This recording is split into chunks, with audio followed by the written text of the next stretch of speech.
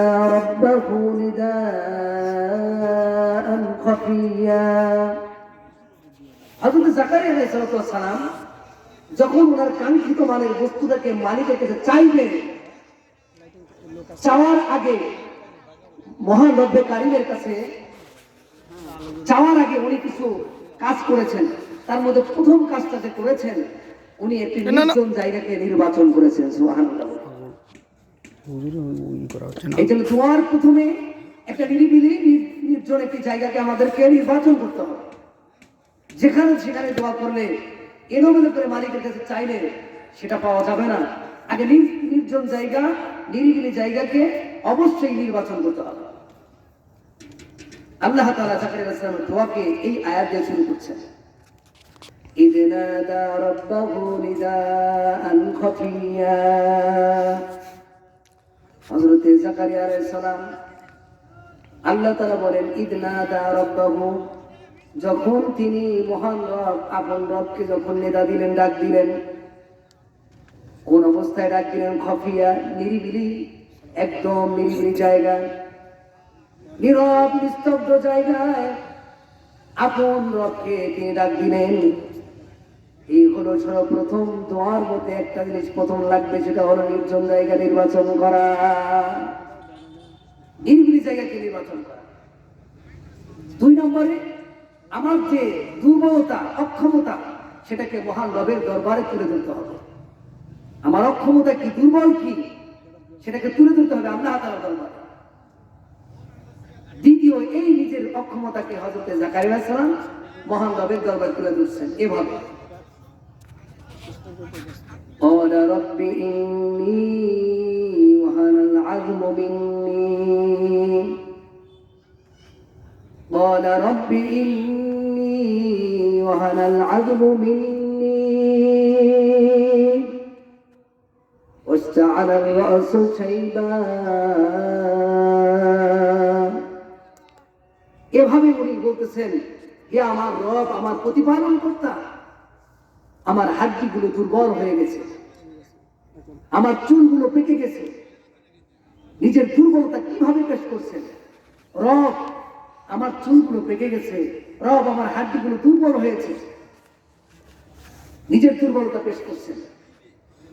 3 এবং 4 নম্বর কাজ পরবর্তী আয়াতের লাস্টে উনি বলতেছেন, ওয়ালাম আকুম বিদুআইকা রাব্বি শাকিয়া। এরপরে 3 নম্বর কাজ হবে আমাদের, যার কাছে চাইবো মহান মহান মালিকের কিছু প্রশংসা আমাদেরকে তুলে ধরতে হবে। দোয়া করার আগে, চাওয়ার আগে দেখেন ওনার দোয়ার সিস্টেমটা।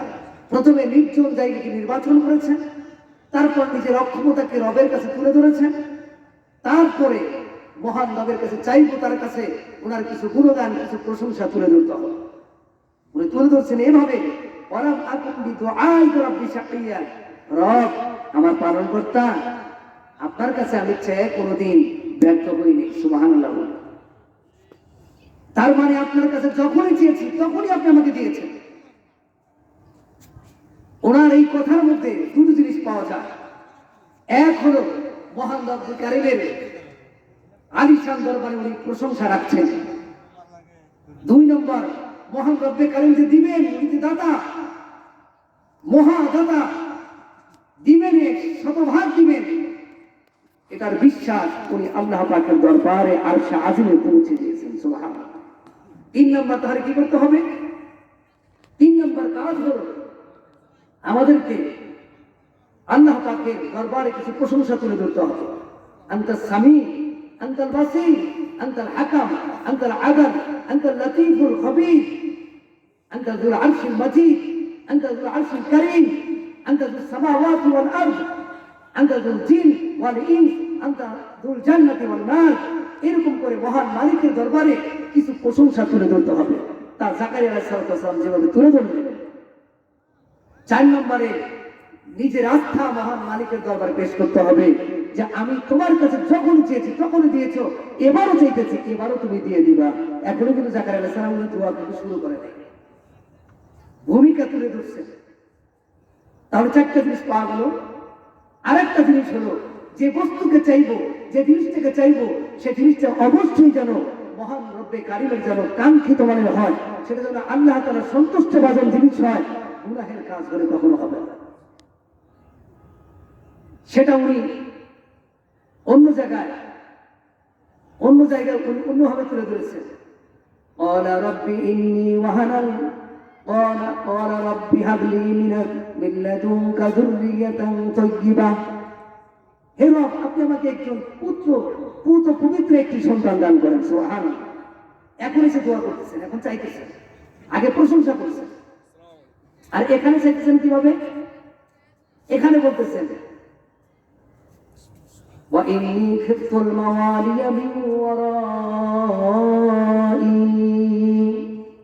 আমি তো ভয় পাচ্ছি আমার পরে, আমি তো নিঃসন্তান, আপনি তো আমাকে কোনো সন্তান দান করেননি, আমি মারা গেলে আমার পরে আমার পরিবার পরিজন যারা আছে, সাইডে যারা আছে, তারা তো আমার এই দাওয়াতি কাজের মিশনকে তার সাথে তারা গাদ্দারি করবে, কে আমি নবীর এই দাওয়াতের কাজ করবে।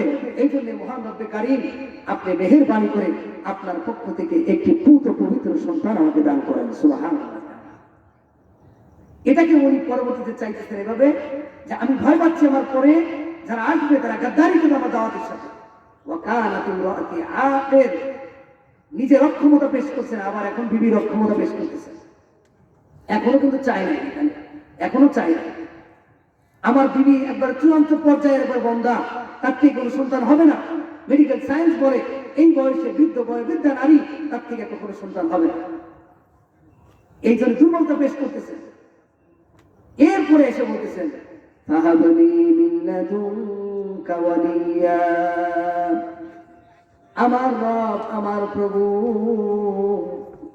আপনি মেহেরবানি করেন আপনার পক্ষ থেকে আমাকে একটি উত্তরাধিকারী দান করেন। সুবহানাল্লাহ।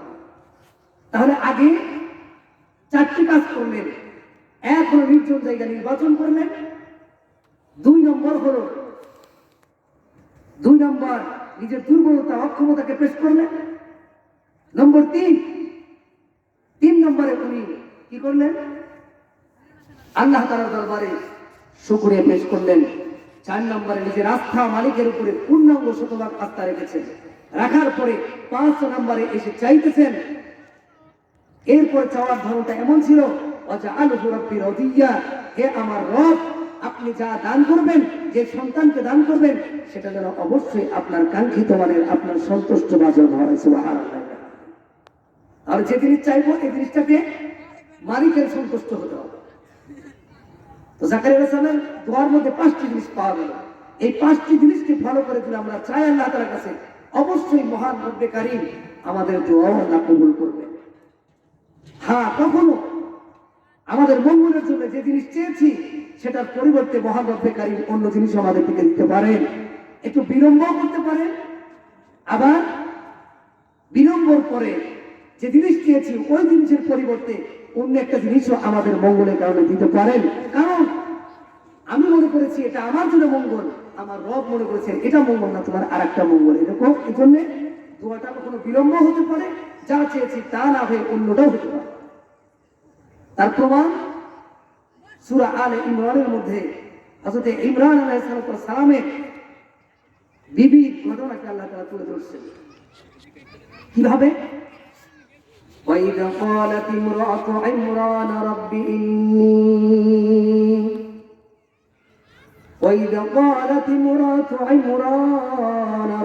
إِنِّي نَذَرْتُ لَكَ مَا فِي بَطْنِي مُحَرَّرًا فَتَقَبَّلْ مِنِّي إِنَّكَ أَنْتَ السَّمِيعُ الْعَلِيمُ। ইমরান আলাইহিস স্ত্রী মহান রব্বে কারীমের দরবারে তিনি তার প্রার্থনাকে তুলে ধরলেন, বললেন মহান রব্বে কারীম, আমার পেটে যে বাচ্চা আছে আমি আপনার জন্য অক্ষ করে দিলাম, উৎসর্গ করে দিলাম, আপনি আমাকে একটা পবিত্র একটা পুত্র সন্তান দান করবেন। সুবহানাল্লাহ। আমাদের মধ্যে অনেকের মা বোনেরা এরকম নিয়ত করে, আল্লাহ আমার যে সন্তান দিয়ে মাদ্রাসায় দেবো, হাফেজ বানাবো, আলেম বানাবো, তালিমুল কোরআন মাদ্রাসায় পড়াবো, এরকম নিয়ত করে না অনেক। ইমরান আলাইহিস স্ত্রী দোয়া করলেন, চাইলেন কি? পুত্র সন্তান। কিন্তু চাইলেন পুত্র সন্তান, অক্ষ করবেন, কোথায় অক্ষ করবেন? উনি লক্ষ্য করবেন বাইতুল মুকাদ্দাস সিরিয়া